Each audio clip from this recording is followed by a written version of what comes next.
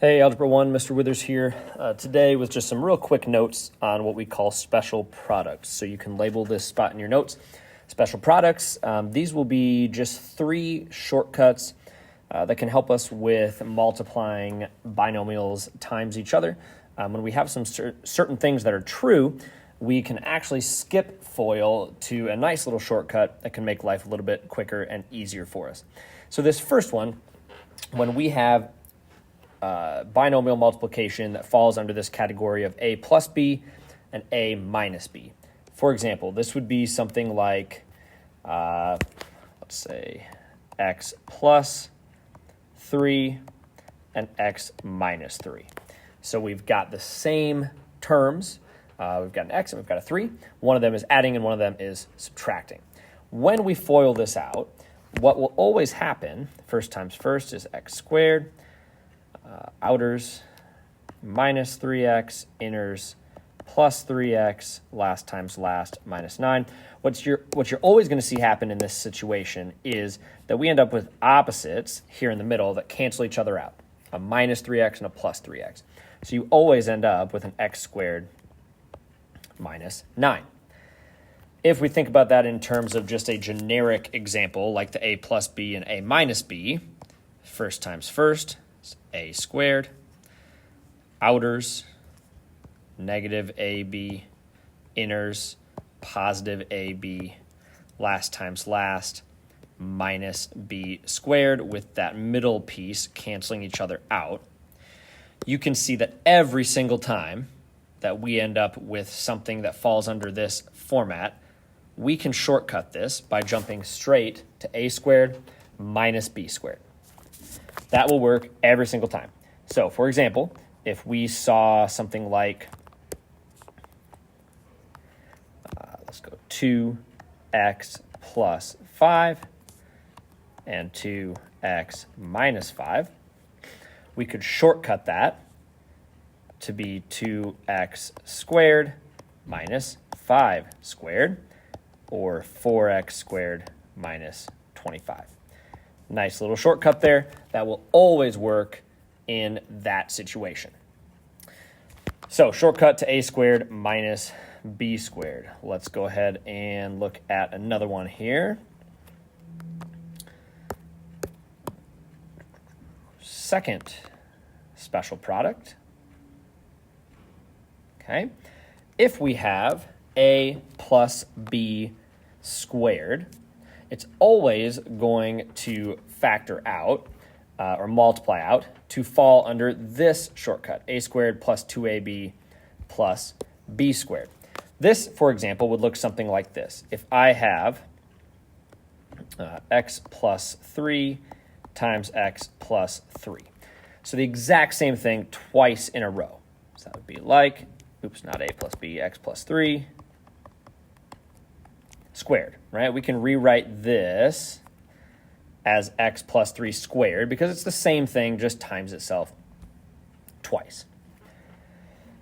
If we were to FOIL this out, so let's just do this the long way. If we were to FOIL this out all the way, you've got x squared, you've got outers plus 3x, inners plus 3x, last times last plus 9. Combine those middle terms, so we're going to have x squared plus 6x plus 9.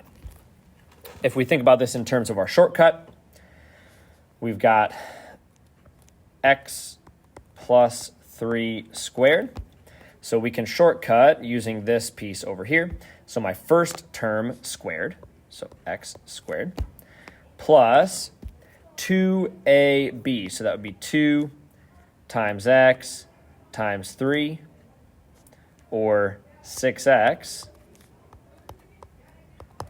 and b squared, so 3 squared, or 9. So you can see this nice shortcut gets us to the exact same spot as we were before, but we didn't have to go through the full FOIL process. Square the first, 2 times a times b, or 2 times my first term times my second term, square the last, and we're going to get to that exact same spot.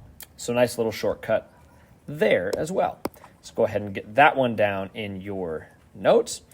We've got our third shortcut here. This is if I have a minus b squared. Before I reveal this one, let's try the long way and see how this turns out. So this would be something like, let's go 2a minus 2 times 2a minus 2. So again, I've got the exact same terms in both of these. They're subtracted. So I could think about rewriting this as 2a minus 2 squared. Okay, if we did this the long way and we FOILed this out, first times first, that's going to be 4a squared. Outers, that's minus 4a. Inners, that's minus 4a. Last times last, that's plus 4. So this is going to end up as 4a squared minus 8a plus 4. Can we see a pattern here as it relates to my a and my b? Well, in this, my a term was 2a. My b term was 2. And they were being subtracted. Looks like this first term is just my a value squared. Looks like this last term is my b value squared. Looks like this middle term is these multiplied together and subtracted. Let's see if we're right. Yes, we are. So you can see the connection between these two, right? The only difference being whether it's adding or subtracting. So these are some nice little shortcuts that you're able to take when and only when our multiplication problems fall into these patterns. So we've either got the exact same thing squared, where the values are added. We've got the exact same thing squared, where the values are subtracted. Or we've got the exact same thing, one with a positive and one with a negative. All right, so let's do 3 quick practice problems here. And then I will cut you loose to work. Problem number 1. Let's do 3x plus 5 and 3x minus 5. Example number 2, we'll say y minus 7 squared. And example number 3, we will do 2a plus 1 and 2a plus 1. So go ahead and pause the video and solve these 3 problems in your notebook on your own. Then go ahead and click play again and come back and we will talk through the answers. All right, welcome back. Let's go ahead and solve through these together. So this first one falls under our first pattern here, which is that we have the exact same thing twice, but we have one of them as addition and one as subtraction. So if we look back to our notes, you can see my shortcut here is going, My shortcut here is going to be a squared minus b squared. So I'm going to look at my a value, which is 3x. We're going to square that to be 9x squared.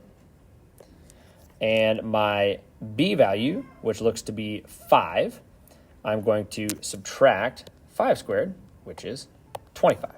So 9x squared minus 25 should be your answer there.